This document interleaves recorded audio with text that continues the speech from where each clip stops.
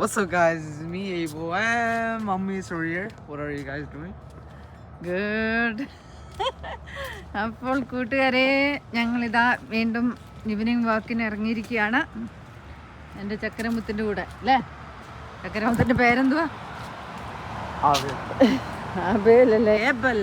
Abel. And Abel. Yeah. If you want to call him that. ഒരു പേരിലേ ഉള്ളൂ. Yeah. Okay, അപ്പോൾ എന്താ ഇന്നത്തെ ചിന്താവിഷയം? ഓക്കെ, ചിന്താവിഷയം ഇന്ന് എന്താന്ന് വെച്ച് കഴിഞ്ഞാൽ Our walk and your childhood. Childhood മെമ്മറിയേക്കാളൊരു മെസ്സേജാണ് എനിക്ക് പറയാനുള്ളത്. എൻ്റെ ഇത്ര എക്സ്പീരിയൻസ് വെച്ച് നമ്മൾ ജോലിയെ പറ്റിയാണ് ഇന്ന് പറയാനുള്ളത്. ഏത് ജോലിക്കും അതിൻ്റേതായ മാന്യതയുണ്ടല്ലേ.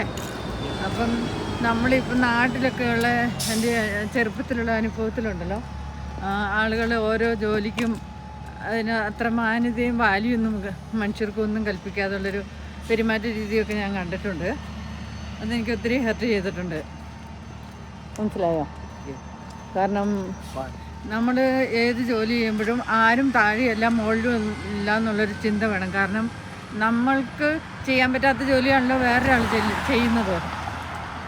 ഓക്കെ, ഇപ്പം ലോണ്ട്രി ചെയ്യാനുള്ള ആളില്ലെങ്കിൽ ലോണ്ട്രി ചെയ്ത് കിട്ടുമോ? നേഴ്സുമാരുടെ ജോലി ഇത് രോഗികളെ ശുശ്രൂഷിക്കാൻ പറ്റുമോ? ഡോക്ടറിലെ രോഗികളെ നോക്കാൻ പറ്റുമോ? അങ്ങനെ ഓരോ മേഖലയിലും ഓരോരുത്തരുടെയും കഴിവ് അവർ ഡിസ്പ്ലേ ചെയ്യുകയാണ്. സാഹചര്യങ്ങൾ കൊണ്ടൊക്കെ പഠിക്കാൻ പറ്റാതായിപ്പോയവരും ജോലി നേടാൻ പറ്റാത്തവരൊക്കെ ഉണ്ട്. അതൊക്കെ അവരുടെ ഒന്നും കുറ്റമൊന്നും നമുക്ക് പറയാൻ പറ്റത്തില്ല. സാഹചര്യങ്ങൾ കൊണ്ടായിരിക്കാം. ചിലപ്പം കുഞ്ഞുങ്ങളുടെ പഠിത്തത്തിന് വേണ്ടി പാരൻസ് അവരുടെ ജീവിതം ത്യജിച്ച് കുഞ്ഞുങ്ങളെ പഠിപ്പിച്ച് നല്ല നിലയിലാക്കുന്നവരുണ്ട് അല്ലേ? പിന്നെ ഏതോ ഒരു ഭാഗ്യവശാലും ജോലി കിട്ടിപ്പോകുന്നവരുണ്ട്. അങ്ങനെ ഒരു ഭാഗ്യത്തിലാണ് എനിക്ക് ജോലി കിട്ടണമെന്ന് വലിയൊരു ആഗ്രഹമുള്ള ഒരാളായിരുന്നു.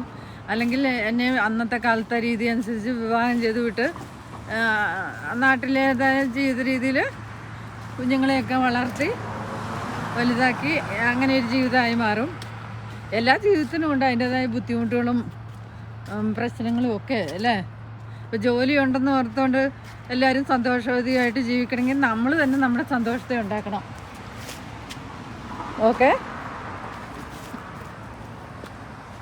നമ്മൾ തന്നെ നമ്മുടെ സന്തോഷത്തെ ഉണ്ടാക്കണം. അതാണ് വെരി ഇമ്പോർട്ടൻറ്റ് മാറ്റർ എനിക്കിതിൽ പറയാനുള്ളത്. കാരണം ആരും നമ്മുടെ മനസ്സിലേക്ക് സന്തോഷം കൊണ്ടിടാൻ പറ്റത്തില്ല. നമുക്ക് സന്തോഷം ഇല്ലെങ്കിൽ വേറൊരാൾ എന്ത് പറഞ്ഞാലും നമുക്ക് സന്തോഷമായിട്ട് തോന്നത്തുമില്ല. അതാണ് പ്രത്യേകത. അപ്പോൾ എപ്പോഴും നമ്മുടെ സന്തോഷത്തെ കളയാൻ അനുവദിക്കുകയും ചെയ്യരുത് മറ്റുള്ളവരെ. ഓക്കെ, നമ്മുടെ സന്തോഷം കളയാൻ മറ്റുള്ളവരെ അനുവദിക്കുകയും ചെയ്യരുത്. നമ്മുടെ സന്തോഷത്തെ മുന്നോട്ട് കൊണ്ടുവരാൻ തന്നെ ശ്രമിക്കണം. അതാണ് ഇന്നത്തെ എനിക്ക് പറയാനുള്ള മെയിൻ മെസ്സേജ്. കാരണം മറ്റു മനുഷ്യർ നമ്മുടെ സന്തോഷത്തെ കളയാൻ ശ്രമിക്കുന്നവരുണ്ട്. പല നെഗറ്റീവ് കാര്യങ്ങളും പല കാര്യങ്ങളും പറഞ്ഞ് നമ്മുടെ സന്തോഷത്തിനെ ഇല്ലാതാക്കുന്നവരുണ്ട്. അവരിൽ നിന്ന് അകന്ന് ജീവിക്കുക, എവേ ഫ്രം ദം. ഓക്കെ, അതാണ് വേണ്ടത്. നമുക്ക് സമാധാനം കിട്ടണമെങ്കിൽ നമ്മുടെ കുടുംബത്തിന് സമാധാനമാണ് വളരെ വലുതായിട്ട് കാണേണ്ടത്. മറ്റെന്തിനേക്കാളും നമ്മുടെ കുടുംബത്തിൽ സമാധാനം ഉണ്ടെങ്കിലുണ്ടല്ലോ, നമ്മൾ പോകുന്നിടത്തെല്ലാം സന്തോഷം സമാധാനം നമുക്ക് കിട്ടും. നമ്മുടെ വീട്ടിൽ നമുക്ക് സന്തോഷമില്ലെങ്കിൽ നമ്മൾ പുറത്തിറങ്ങിയാലും ആ ഒരു മാനസിക വിഷമമല്ലേ നമ്മുടെ മുഖത്ത് കാണുന്നത് അല്ലേ? അപ്പം നമ്മളെപ്പോഴും പരമാവധി ഹാപ്പിയായിരിക്കാൻ ശ്രമിക്കുക. അപ്പോൾ ഈ നടക്കുന്നതൊക്കെ ഒരു ശീലമാക്കണം എൻ്റെ ഒരു അഭിപ്രായം. ഇത്രയും വർഷം നമ്മളിവിടെ വന്നിട്ട് പക്ഷേ ഞാൻ നടക്കാൻ അങ്ങനെ പോയിട്ടേ ഇല്ല. കണ്ടിട്ടുണ്ടോ നടക്കാൻ? ഞാൻ ഈ 5 ദിവസമായതേ ഉള്ളൂ നടക്കാൻ ഇറങ്ങിയത്. അതിൽ ജോലി കഴിഞ്ഞ് വരുന്നു, ഓടി വരുന്നു, കുക്കിംഗ് ചെയ്യുന്നു, പിന്നെ കുളിച്ച് കിടന്നുറങ്ങുന്നു. അതല്ല നമ്മൾ വേണ്ടതെന്ന് ചിന്തിക്കാൻ വളരെ വൈകിപ്പോയി എന്നൊരു സംശയമുണ്ട് അല്ലേ?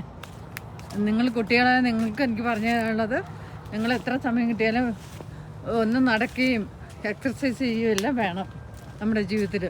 നമ്മളെ ടേക്ക് കെയർ ചെയ്യാതെയാണ് ജീവിതം മുന്നോട്ട് പോയിക്കൊണ്ടിരിക്കുന്നത്. കുറച്ച് കാലമല്ലേ ഉള്ളൂ ഈ ഭൂമിയിൽ.